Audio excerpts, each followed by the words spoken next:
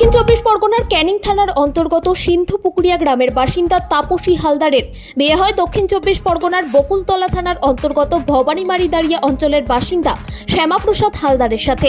বিয়ের পরে নিজেদের মধ্যে ঝামেলা সৃষ্টি হয়। জানেন কি কারণে ঝামেলা সৃষ্টি হয়? তাহলে শুনুন।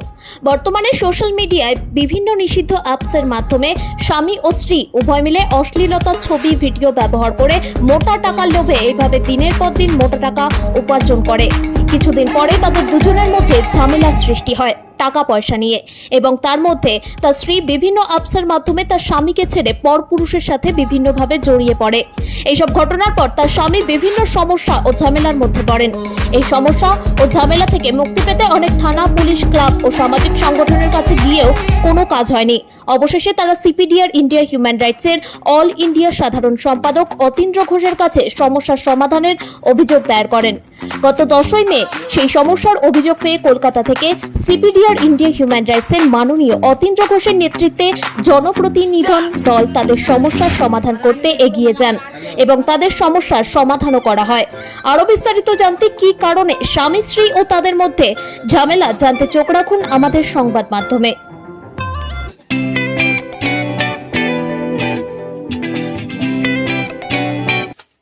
আমি আমাদের কাছে একটা কমপ্লেন করেছেন, সেই কমপ্লেনের সূত্রে আমরা কলকাতা থেকে ছুটে এসেছি আপনাদের এই সুদূর গ্রামে, আপনার গ্রামের বাড়িতে। আপনি এখন গ্রামের বাড়িতে আছেন স্বামী সন্তান সবাইকে ছেড়ে।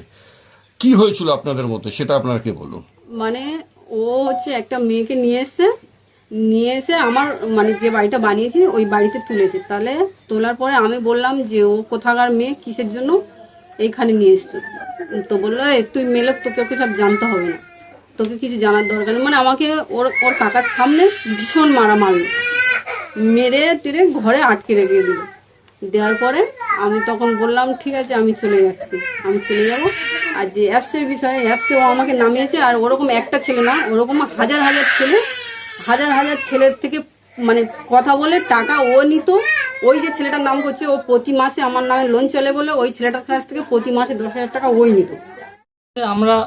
আমাদের সংসার, আমার হচ্ছে 2 ছেলে একটা মেয়ে। মেয়ের বয়স এখন বর্তমান 18+, 2 সন্তান, তারা হচ্ছে হোস্টেলে পড়াশোনা করে।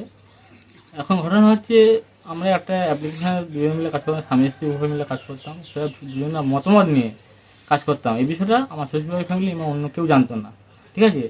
তাই ইদানিং আমি ওর নামে একটা ঘর করে দিই, এবং বর্তমানে দাম হচ্ছে 40 লক্ষ টাকা, ঠিক আছে? অথচ আমার ইনকাম ওর ইনকাম দুজনে মিলে সেই ঘরটা বর্তমানে করার পরে সেই জায়গার সমস্ত জায়গাটা ওর নামে লিখিত করে দিই, ঠিক আছে? তাহলে এরপরে থেকে ও একটা ছেলের সাথে অ্যাফেয়ারে যুক্ত হয়ে যায়। আমি ওকে বারবার বলেছিলাম, দেখ সম্পর্ক, বন্ধুত্ব সম্পর্ক তোমার রাখো, ঠিক আছে? এমন সম্পর্ক করো না যে সম্পর্ক থেকে তুমি কোনোদিন বেরিয়ে আসতে পারবে না। এইসব বিষয়গুলো নিয়ে যখন ওকে আমি বারবার মানে ফিরিয়ে আনার চেষ্টা করি, কিন্তু আমার কথা শোনেনি। কিন্তু বাড়িতে একদিন অশান্তি হয়, সেই অশান্তি হয়ে যাওয়ার পরে ও হচ্ছে বাপের বাড়ি চলে আসে। বাপের বাড়ি মানে বাপের বাড়ি চলে আসে, আমার শ্বশুর বাড়িতে আসে। শ্বশুর বাড়ি যখন আসার পরে আমি শ্বশুরকে এসে সব কিছু বিষয়টা বললাম, বাবা এই ব্যাপার এই হয়েছে, ঠিক আছে? তা আমি চাই, আমি শ্বশুর মশাইকে সব কিছু বলার পরে শ্বশুর মশাই সে স্টেপ নিয়েছিল। সেই ছেলেটাকেও বাবা অনেকবার ফোনও করেছিল, আমিও ফোন করে বলেছিলাম যে তুমি এই সম্পর্কটা ছেড়ে দাও। দাদা, আমরা তো আজকে আপনাদের বাড়িতে এসেছি, আপনার সাথে ফোনেও আমার কথা টথা হয়েছে। তা আপনার জামাই একটা কমপ্লেন করেছেন, সেই কমপ্লেনের জন্য এসেছি। আপনাদের মেয়ে আপনাদের কাছে রয়েছে, আপনারা দেখাশুনে করে মেয়ের বিয়ে দিয়েছিলেন। আজকে এই যে পরিস্থিতি, আপনারা কি বলতে চাইছেন সেটা আমাদেরকে খুলে বলুন। আমরা বারবার, একটু জোরে বলবেন যাতে সুবিধা। বারবার এই সমস্ত মারামারি, এই অশান্তির মধ্য দিয়ে আমি অসহ্য হয়ে যাচ্ছি। এই নিয়ে অন্তত 10 থেকে 20 বার এরকম ঘটনা করেছে। আমি এনেছি, আবার ভালো বলে বলে তাকে দিয়ে এসেছি। আপনি কি করে একা পরিশ্রম করেছেন? আপনি আপনার বউকে মার্কেটে ল্যাংটা করে নিয়ে পয়সা তুলছেন, আর আপনি বলছেন পরিশ্রম আপনি করেছেন। বাচ্চাকে নিয়ে যান এখান থেকে, বাবু চলে যাও। পরিশ্রম উভয়ের পরিশ্রমটা কোথায়? আপনি আপনার বউকে রাস্তায় নামিয়ে বেশ্যাবৃত্তি করাচ্ছেন, আর আপনি বলছেন যে আপনি ইয়ে করছেন বা পরিশ্রম আপনি করছেন। আপনি বউয়ের দালালি। আমি তো ধরো সরকারি লোক, পঞ্চায়েত মেম্বার, আমি কারোর পক্ষবাদী না হয়ে আমার পার্টির পক্ষ থেকে আমি এটা লিখে দিচ্ছি, তুমি এসছো, তোমার বাবা এসছে যখন সই করে আমার দিদির নিয়ে চলে যাও। বাবা সই করেনি কি ছেলে সই করেনি?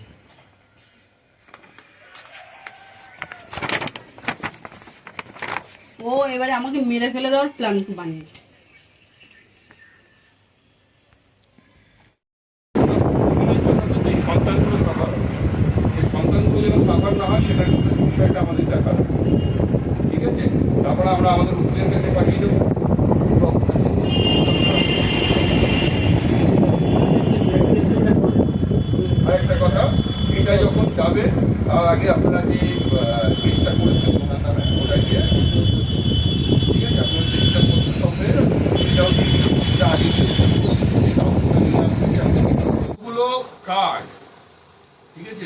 মানুষের থাকে না। আপনারা কিন্তু প্রচুর ক্রাইম করেছেন, এই ক্রাইম কিন্তু পুলিশের কাছে রিপোর্ট হলে তখন আপনারা বুঝবেন, আপনারা জানেন আপনারা কি করেছেন। এই বলতে বলে আমি তো এমনি বলবো।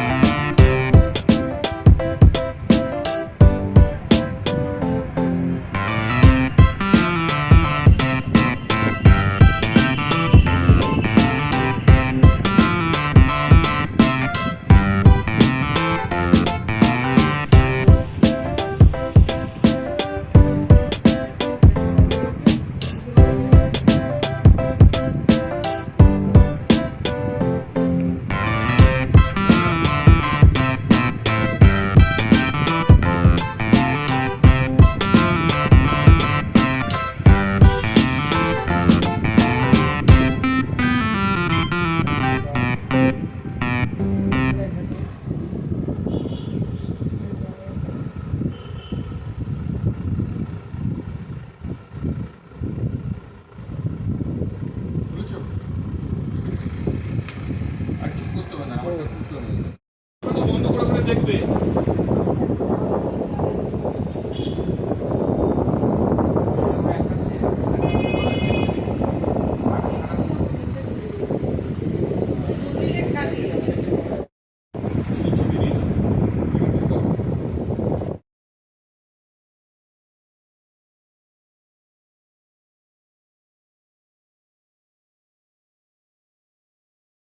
দেখুন, বাবা মার কাছে গেছেন, থামছেন ব্যাপারটা নয়। বাবা মার কাছে গেছেন, ওখানে তো আপনি বসতে পারছেন না, জায়গা নেই, আলাদা ঘর নেই, সবকিছু।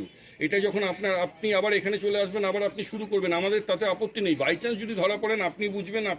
আমি কিন্তু বারবার করে বলছি, উনি কিন্তু পার্টিকুলার একজনের কথা বলছেন, যে আপনাকে দিনের পর দিন টাকা দেন, উনি সেই ব্যক্তি। একটা মানুষ আপনাকে 10,000 টাকা করে মাস গেলে দেবে, মানুষের দিকে তাকিয়ে হাসে না। ঠিক আছে, এই যে এত দূর কষ্ট করে আসে, আমাদেরকে কেউ গাড়ি ভাড়া দিতে চায় না, আর আপনাকে মাস গেলে সে 10,000 টাকা করে এমনি দিয়ে যাচ্ছে। দিদি, এটা আপনি আমাকে বোঝালে তো আমরা বুঝবো না। এত সহৃদয় মানুষ, ঠিক আছে, তাহলে বলুন, বহু মানুষ ধরুন মানে অনাথ হয়ে ঘুরে বেড়াচ্ছে, মানুষ খেতে পাচ্ছে না, তাদেরকে দান করতে বলুন। ছেলেটা ওকে 5 দিন হোটেলে রাখে, 5 দিন হচ্ছে ওকে বাড়ি পাঠিয়ে দেয়।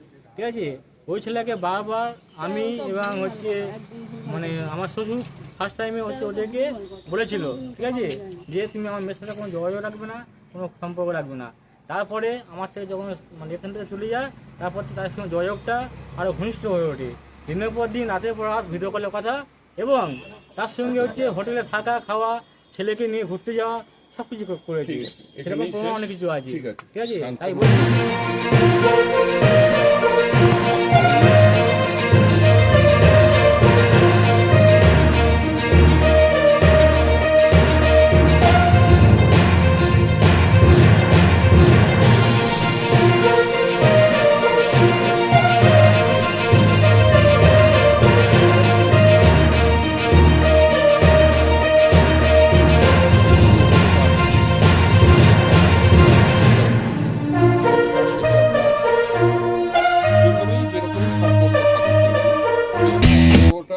কিন্তু কিভাবে আপনি রাখবেন না রাখবেন সেটা আপনার ব্যক্তিগত ব্যাপার, সেটা আমরা কোনো সময় বলবো না। কিন্তু যদি সম্পর্কটা, দেখুন, তারও একটা লাইফ আছে, তারও একটা জীবন সঙ্গিনী আছে, সেটা আমরা জানি, এবং সেটা যদি তার বাড়ির লোকরা জানতে পারে বা কোনো কিছু হয়, তখন কিন্তু তার লাইফটাও কিন্তু হ্যাম্পার হবে, সেটাও আপনি জানেন। এবং আপনি এরকম একাধিক পুরুষের সাথে আপনি যোগাযোগ রেখে নিয়েছেন শুধু পয়সার মাধ্যমে বা পয়সার জন্য। এটা কিন্তু আপনি বন্ধ করুন, কেন এই যদি জিনিসটা এরকম হতে থাকে, তাহলে কিন্তু আমরা প্রশাসনিক ব্যবস্থা নিতে বাধ্য হব। কারণ কি বলে নিন, আপনার জন্য বা আপনি পয়সার জন্য প্রচুর ফ্যামিলিরও কিন্তু যে ছেলে পুরুষ মানুষগুলোর সাথে আপনার সম্পর্ক হচ্ছে, তারা অনেকেই বিবাহিত হতে পারে, তাদেরও কিন্তু সাংসারিক জীবনটা হ্যাম্পার হচ্ছে। ঠিক আছে, বা তাদের সংসারটা হয়তো নষ্ট হয়ে যাচ্ছে বা ভেঙে যাচ্ছে আপনাদের কারণে, আপনাদের মতো মহিলাদের কারণে। ঠিক আছে, এখন মহিলারই তো মহিলাদের শত্রু হয়ে ওঠে, তো সেই ক্ষেত্রে কিন্তু আর একটা মহিলার কোনো ক্ষতি হোক, সেটা আমরা চাইব না। আপনার যদি কিছু বলার থেকে আপনি বলতে পারেন। স্যার, ওগুলো ছবি আমি চলে যেতে আমার বাবা মার কাছে আছে। সেটা শৈশবত হয়েছে, সব কিছু ঠিক আছে। সেই ক্ষেত্রে আপনাদের কোনো দ্বিমত নেই, কোনো অসুবিধা নেই, কোনো রাগ অভিমান নেই, ঠিক আছে, তো কোনো সমস্যা নেই। ঠিক আছে, আগামী দিনে আমি চাইছি স্যার জায়গার দুটো যেন সন্তান দুটো পায়।